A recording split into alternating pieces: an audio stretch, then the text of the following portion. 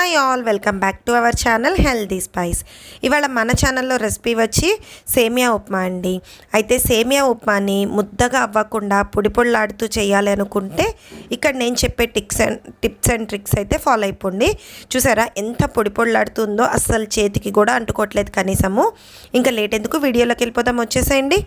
దీనికోసం అని చెప్పని ముందుగా పొటాటో, అలాగే ఆనియన్, క్యాప్సికము, క్యారెట్, పచ్చిమిర్చి, టమాటా, ఓ చిన్న అల్లం ముక్క, ఇవన్నీ చిన్న చిన్న పీసెస్గా కట్ చేసి పెట్టేసుకోండి. అయితే ఇక్కడ నేను తీసుకున్న వెజిటబుల్సే తీసుకోవాలని లేదండి, మీకు బీన్స్ ఇంకా గ్రీన్ పీస్ ఇలాంటివి ఏమైనా ఇష్టమైతే అవి కూడా యాడ్ చేసుకోవచ్చు. అలాగే ఇక్కడ నేను సేమియా, రోస్టెడ్ సేమియా తీసుకున్నాను. ఇది మనకి ఏ సూపర్ మార్కెట్లో అయినా అవైలబుల్గా ఉంటుంది. ఒకవేళ మీకు కనుక రోస్టెడ్ సేమియా దొరకకపోతే కనుక ప్యాన్లో ఎలాంటి ఆయిల్ కానీ నెయ్యి కానీ వేయకుండా మీ దగ్గర ఉన్న సేమియాని డ్రై రోస్ట్ చేసుకోండి. ఇక్కడ నేను చూపించే కలర్, బ్రౌన్ కలర్ చూసారా ఎట్లా ఉందో, మనం డ్రై రోస్ట్ చేసుకుంటే కూడా ఇట్లా కలర్ అయితే రావాలి. అలాంటప్పుడే మనకి సేమియా ఒకదానికొకటి అతుక్కోకుండా ముద్ద అవ్వకుండా ఉంటుంది. ఇక్కడ నేనైతే రోస్టెడ్ సేమియా తెచ్చా కాబట్టి నేనేం ఫ్రై చేసుకోవట్లేదు. ఇప్పుడు స్టవ్ మీద ఒక ప్యాన్ పెట్టుకుని దానిలోకి 1 స్పూన్ గీ వేసుకోండి. ఈ 1 స్పూన్ గీతోనే మనం ఉప్మా మొత్తం చేసేసుకోవచ్చండి.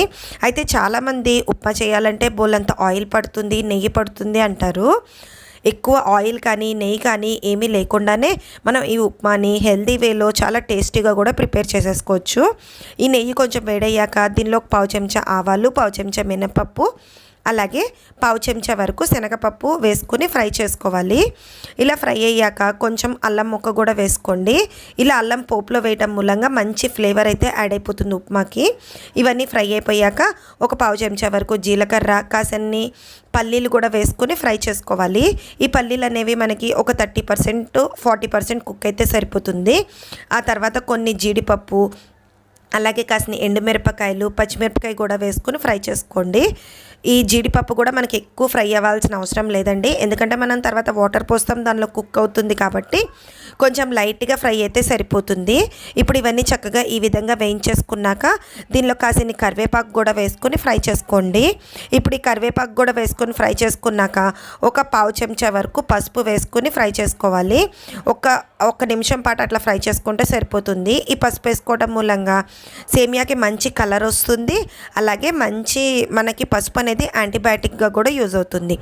ఆ తర్వాత ఇప్పుడు కట్ చేసి పెట్టుకున్న ఉల్లిపాయ ముక్కలు వేసుకుని 1 నిమిషం పచ్చివాసన పోయే వరకు ఫ్రై చేసుకుంటే సరిపోతుంది. ఆ తర్వాత బంగాళదుంప ముక్కలు కూడా వేసుకుని ఫ్రై చేసుకోవాలి. ఇలా పొటాటోస్ కూడా 1 నిమిషం పాటు ఫ్రై చేసుకున్నాక క్యారెట్ ముక్కలు, అలాగే మనం ముందుగా కట్ చేసి పెట్టుకున్న క్యాప్సికము, టమాటా ఇవన్నీ కూడా యాడ్ చేసేసుకొని ఒక నిమిషం పాటు ఈ వెజిటబుల్స్ అన్నీ సార్ట్ చేసేసుకోవాలండి. ఇంకా మీరు గ్రీన్ పీస్ కానీ ఇంకా కార్న్ కానీ ఇవన్నీ ఏమైనా తీసుకుంటే కూడా అవి కూడా ఇదే టైంలో వేసేసుకుని ఇట్లా 1 నిమిషం సార్ట్ చేసుకుని ఇలా మూత పెట్టుకుని ఒక 2 నిమిషాల పాటు కుక్ అవనిస్తే ఈ వెజిటబుల్స్ అనేవి మనకి ఉప్మాలో మరీ మెత్తగా అయిపోకుండా కొంచెం క్రంచీగా తగులుతూ టేస్ట్ అనేది చాలా బాగుంటుంది. ఇలా ఒక 2 నిమిషాల పాటు ఫ్రై చేసుకున్నాక మూత తీసేసుకుని దీనిలోకి ఒక 2 గ్లాసెస్ ఆఫ్ వాటర్ వేసుకోవాలి.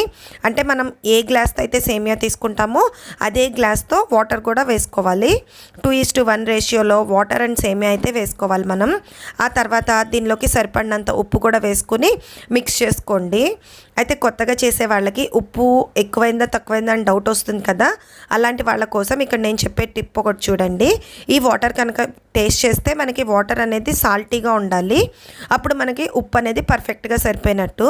ఆ తర్వాత వాటర్ అనేది బాగా బాయిలింగ్ అయ్యే వరకు మరిగించుకుని దానిలో ఏ కప్పుతో అయితే మీరు వాటర్ తీసుకున్నారో అదే కప్తో సేమియా కూడా 1 కప్పు సేమియా యాడ్ చేసుకుని ఇదంతా బాగా మిక్స్ అయ్యేలాగా కలుపుకోవాలి.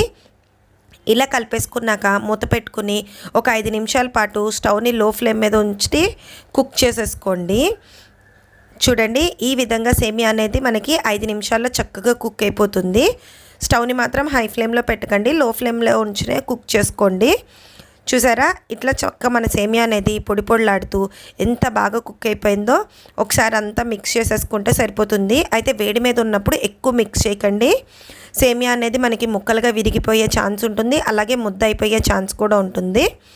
అంతే అండి, ఎంతో టేస్టీ అయిన సేమియా ఉప్మా అనేది సర్వ్ చేసుకోవడానికి రెడీ అయిపోయింది. వీడియో మీకు నచ్చితే ఒక లైక్ ఇచ్చి మీ ఫ్రెండ్స్ అండ్ ఫ్యామిలీ మెంబర్స్కి షేర్ చేసి నా ఛానల్ని సబ్స్క్రైబ్ చేసుకోండి. పక్కనే ఉన్న బెల్ ఐకాన్ని క్లిక్ చేయడం అస్సలు మర్చిపోకండి. Thanks for watching.